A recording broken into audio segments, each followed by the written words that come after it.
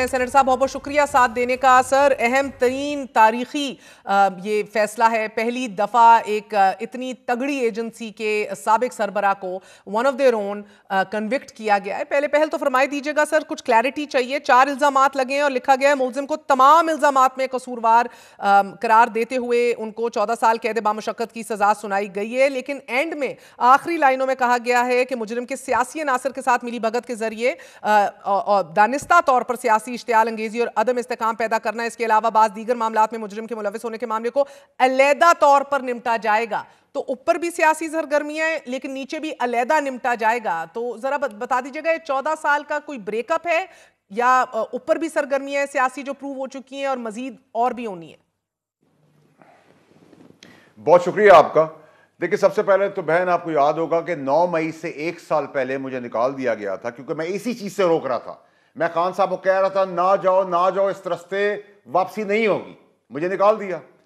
उसके बाद जब लोगों के तस्वुर में भी नहीं था, तभी मैंने आपसे कहा था खास फिर फैज हमीद का, फिर टाइम, फिर उसकी सजा और जो भी था वो रिटन ऑन द वॉल था।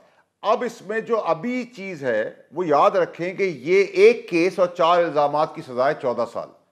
अभी बाकी दीगर केस का ट्रायल चल रहा है जिसमें फैज हमीद अब इमरान खान साहब के खिलाफ 9 मई समेत गवाही भी देंगे और एविडेंस भी दे रहे हैं।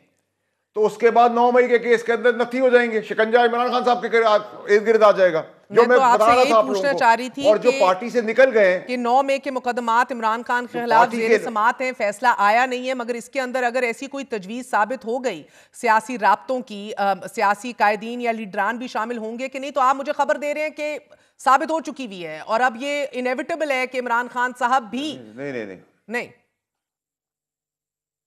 मैं आपको ये बता रहा हूं कि ये रिटन ऑन द वॉल है और इस तरफ ही हम जा रहे हैं। जो जब वो शवाहिद गवाही देंगे तो बिल्कुल इसमें अबहाम, इफ एंड बट एनालिसिस नहीं है। ये क्लैरिटी के साथ है कि 9 मई के अंदर इमरान खान साहब, उनकी पार्टी, जिन भूत और वो लोग जिन्होंने अपने इंसाफ की कुर्सी पे कलम से इन मुल्क दुश्मनी को फैसिलिटेट किया था, समेत उन लोगों के जो 9 मई के बाद हाथ उठा के प्रेस कॉन्फ्रेंस करने आए थे और 9 मई में शामिल थे, वो सब भी जुमरे के अंदर आएंगे। तो सर ये बताइएगा कि राब्तों के शवाहिद मौजूद हैं? राब्ते is a very small word.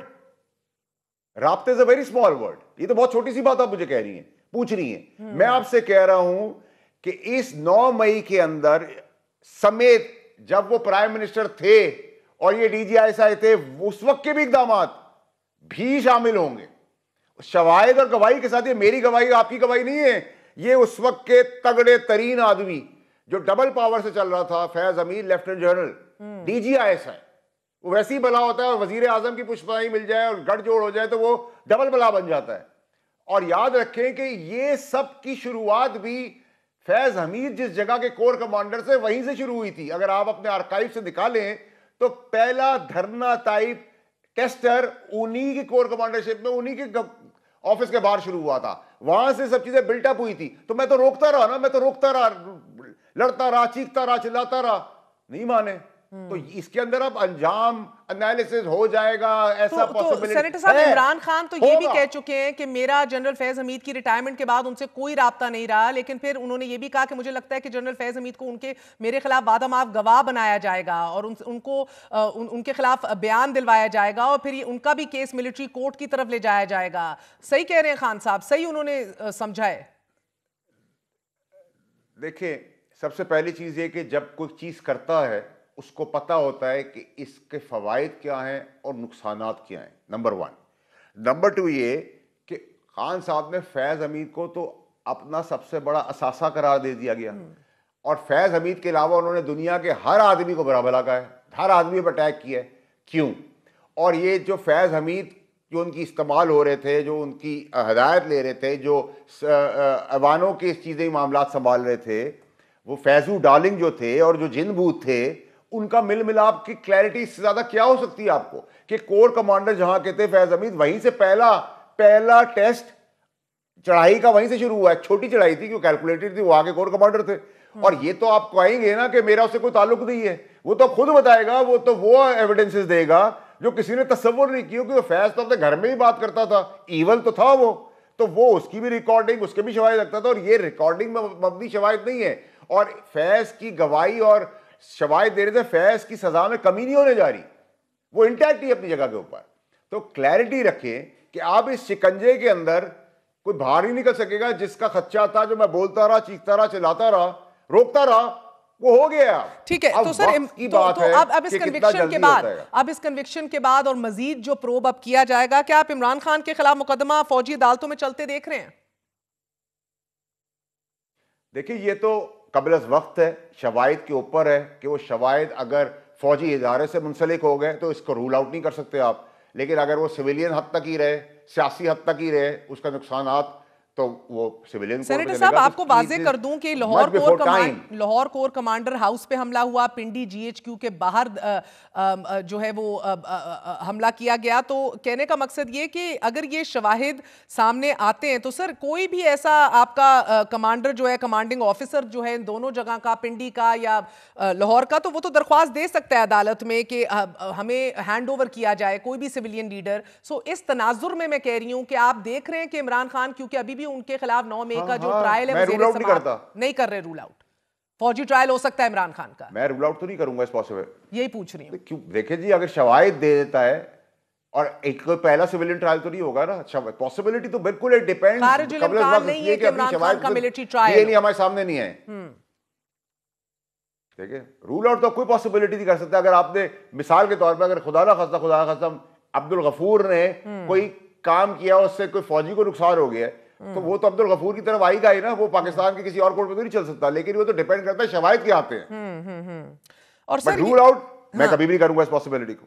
बिल्कुल। और सर ये इमरान खान कहते थे कि एजेंसियां हमारे बंदे इकट्ठे करके देती थी, चाहे बजट हो या दीगर इस तरह की लेजिस्लेशन हो। 21वें ग्रेड का एक अफसर जो है वो इतना हावी था आप लोगों की हुकूमत में, आप तो खुद वजीर थे, मेरी कुछ मालूमात में भी है, बहैसियत वफाकी वजीर आपका भी एक दफा टाकरा हुआ जनरल फैज हमीद से, वो जरा मुख्तसरन बताइएगा क्या हुआ था। देखिए जी, आपकी बिल्कुल एनालिसिस, आपकी खबर बिल्कुल ठीक है, लेकिन बला की चीज होता है लेफ्टिनेंट जनरल खुद, और बला की चीज होता है DGISI, और बला की चीज डबल बला बन जाती है जब वो वजीर आजम के साथ नथी हो जाता है, करेक्ट हो जाता है, उसकी पुष्ट पनाही और उसकी पूरी पावर्स को मिल जाती है। इसमें तो कोई शक नहीं, और ईवल था ये आदमी, नंबर 1। नंबर 2, हाँ मेरा टाकरा हुआ, मैंने दो दफा डिस्क्वालिफिकेशन की, मैंने नैब देखे, मैंने बहुत तकलीफें देखी, और मेरे वजारत के सेक्रेटरी को उठाया गया, जिसमें मैंने इसके साथ बरमला DGISI इसके कमरे में जाके इसे लड़ाई की। आपको याद होगा वो सह सुर्खियां भी थी। उसके बाद इन्होंने आपको कॉल करके बड़ी धमकी दी थी एज फेडरल मिनिस्टर, बदतमीजी से बात। बिल्कुल सही आप कह रही हैं। और उसके बाद नहीं, बदतमीजी बहुत छोटा सा वर्ड है, ठीक है, बहुत छोटा वर्ड आप कह रही हैं। मेहरबानी आपकी, उन्होंने मुझसे ऐसे बात की थी जैसे किसी जानवर से आदमी बात करता। तो मैंने जवाब में उनको ये कहा था कि फिर मैं प्रेस कॉन्फ्रेंस करने जा रहा हूं, और इमरान खान साहब ने मुझे फिर रोका, मेरा सेक्रेटरी मुझे वापस किया। वहां से पहली लड़ाई शुरू हुई। दूसरी लड़ाई शुरू हुई जब इन्होंने फील्डिंग लगाई फैज हमीद ने मिलकर, उस वक्त DGISI आसिम मुनीर साहब के लिए, और मैं आसिम मुनीर साहब के पास एज फेडरल मिनिस्टर गया। मैंने कहा ना शवाहिद दें सारे, आपकी फील्डिंग लग गई। उन्होंने कहा तुम वाउडा मुझे अपने मुल्क और वजीर आजम से गद्दारी करने को कह रहे हो, बेईमानी करने को कह रहे हो। फिर जब वो मुझे प्राइम मिनिस्टर हाउस में मिले, मैंने कहा मैंने आपसे कहा था, उन्होंने कहा अल्लाह पे छोड़ दो। तो वहां के बाद वो पहली बात थी जब उसके बाद इमरान खान साहब ने मुझे 15 साल के अंदर बहुत ऊंची आवाज़ बात की, जिसके बाहर तक आवाज़ें गई, और फिर मैच ओपन हो गया, और उसके बाद में तकलीफों में आ गया। और शरबती अथर बिल्ला जो है, उसने इसकी फरमाइश पे मुझे अनप्रेसिडेंटेड 2 दफा डिस्क्वालिफिकेशन फॉर लाइफ दी। तो ये तो है। और ऐसे कलम सारा कुछ तो आपने बिल्कुल कहा कि वो दहशत ऐसी होती है, और बाकी अगर ये हमने देखा भी, मगर ये सब कुछ क्या जनरल कमर जावेद बाजवा के इल्म में नहीं था? क्या उनको पता ही नहीं था ये सब कुछ हो रहा है? या इधर वर्ड यूज किया गया प्रेस, अंग्रेजी वाली प्रेस रिलीज में, इन कहूट्स, तो मैं उसी को यूज कर लेती हूँ, वर दे इन कहूट्स विद ईच अदर? देखिए, मैं आपको उर्दू जबान में समझा देता हूँ। देखिए, DGISI जब प्राइम मिनिस्टर के साथ हो जाता है तो वो एब्सोल्यूट पावरफुल हो जाता है। ये आप कहें कि बाजवा साहब की नेग्लिजेंस नहीं है, बिल्कुल है। लेकिन बाजवा साहब को जब तक पता चला, देर आए दुरुस्त आए, तो जब तक वो आए और उन्होंने इनको हटाने की कोशिश की, तो फिर मैच पड़ गया। तो इसलिए वो बरी जुम्मा हो जाते हैं। अगर वो हटाते नहीं, क्योंकि देर से उनको खबर मिली, ठीक है, नेग्लिजेंस तो है, इसमें तो कोई शक नहीं होना चाहिए, ठीक है। उस नेग्लिजेंस के जब हटाने आए तो मैच पड़ गया, तो इसलिए वो बरी जुम्मा हो गए। और बरी जुम्मा इसलिए हो गए कि एब्सोल्यूट पावर में था डीजीआईएस, और ये उस वक्त का डीजीसी भी रह चुका है। तो इमरान खान साहब का तो ये लाडला था, और जिन भूतों का भी ये लाडला था। और जो मैं आपको वक्त से पहले जब कोई तसव्वुर नहीं कर रहा था, तब से मैं आपको खास खास जिन भूत कीड़े मकोड़े बोलता रहा, फिर नाम लेके बताया। तो मैं तो कई सालों से आपको बातें बता रहा हूं, और जो मैं आगे भी बता रहा हूं इंशाल्लाह वो भी ठीक होंगी। इमरान खान साहब को जिधर पहुंचाना था, जिससे मैं रोक रहा था, उधर पहुंचा दिया। आज पीटीआई में, असली पीटीआई में मातम का दिन है। अब अल्लाह की जात तो कर सकती है, दुनियावी, कानूनी और इंसानी तौर पे वापसी अब मुमकिन नहीं है। और इस शिकंजे के अंदर इमरान खान साहब बिल्कुल आ गए हैं, समेत पीटीआई के, समेत इंसाफ के कलम चलाने वालों के, समेत पीटीआई के लोगों के।